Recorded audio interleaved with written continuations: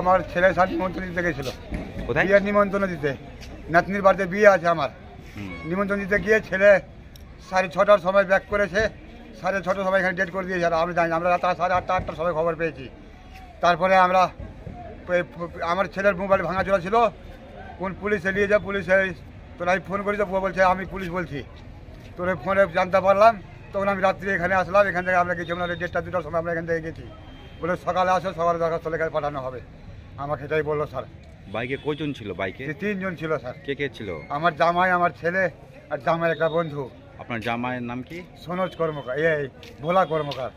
ছেলের? বিশ্বজিৎ কর্মকার। আপনার বাড়ি কোথায়? বাড়ি আমার গঙ্গারাম টোলা, বিলাইমারি অঞ্চল। আচ্ছা, মানে কোথায় যাচ্ছিল নিমন্ত্রণ দিতে? নিমন্ত্রণ দিতে যাচ্ছিল দৌলতপুর ভালুকা এগুলোতে নিমন্ত্রণ দিতে। কার বিয়ে?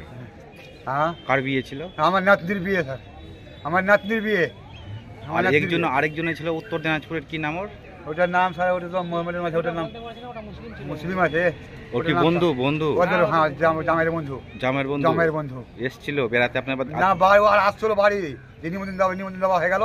এবার বাড়িতে গিয়ে সকালবেলা বাড়ি যাবো, রাতে থেকে যাবো, সকালবেলা চলে যাবো। কোথায় যাচ্ছিল ওরা, মানে কোন দিকে যাচ্ছিল? ভালুকা থেকে আসছিল নিমন্ত্রণ দিয়ে, বাড়ি আসছিল, বাড়ি ঢুকছিল, ব্যারিজের মুখে মারা গেছে। ব্যারিজে মেরেছে, ব্যারিজেই মারেছে, এখানে ডাকাটি বেরিয়ে, ডাকাটি বেরিয়েই মারা গেছে।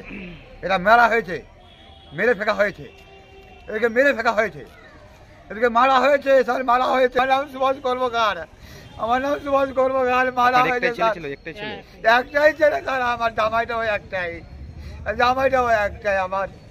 আমার ছেলেকে মারা হয়েছে, জামাইকে মারা হয়েছে।